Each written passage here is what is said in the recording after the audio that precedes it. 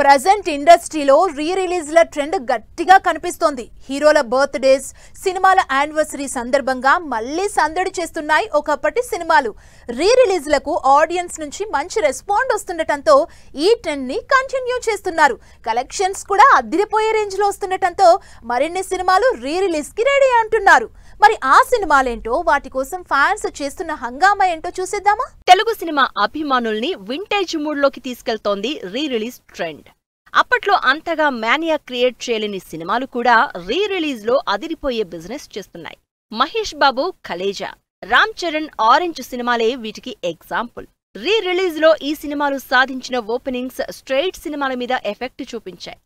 మరీ ముఖ్యంగా భైరవం కలెక్షన్స్ విషయంలో కలేజా దెబ్బ కొట్టిందని హీరో మంచు మనోజ్ రియాక్ట్ కూడా అయ్యారు. స్ట్రెయిట్ సినిమాల కాంపిటీషన్ ఎలా ఉన్నా ఆడియన్స్ మాత్రం రీ రిలీజ్ సినిమాలపై తెగ ఇంట్రెస్ట్ చూపిస్తున్నారు. 20s లో వచ్చిన సినిమాలే కాదు, 90s లో రిలీజ్ అయిన క్లాసిక్ మూవీస్ కూడా రీ రిలీజ్ లో సందడి చేశాయి. మే 9న రిలీజ్ అయిన జగదేక వీరుడు అతిలోక సుందరి సినిమా 21 డేస్ స్క్రీనింగ్ జరుపుకుని రీ రిలీజ్ లో కొత్త రికార్డు క్రియేట్ చేసింది. మే మంత్ మొత్తం రీ రిలీజ్లతోనే గడిచిపోయింది.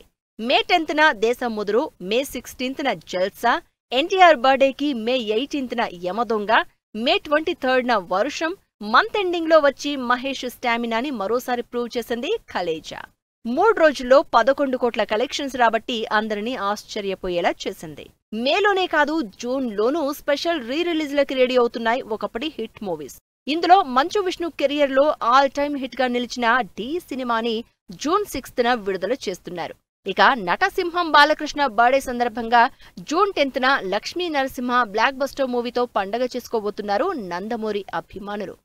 ఆగస్టు 9న మహేష్ బాబు అతడు సినిమా రీ రిలీజ్ అవుతూ ఉండగా, రీ రిలీజ్లలో సలార్తో 2 సార్లు రికార్డ్ కలెక్షన్స్ రాబట్టిన ప్రభాస్ బాహుబలి పార్ట్ 1, పార్ట్ 2 సినిమాలు అక్టోబర్లో ఆడియన్స్ ముందుకు రాబోతున్నాయి. రీ రిలీజ్ సినిమాల హంగామాతో ఆడియన్స్ థియేటర్స్ వైపు చూస్తున్నారని హ్యాపీగా ఫీల్ అవుతున్నారు మూవీ లవర్స్.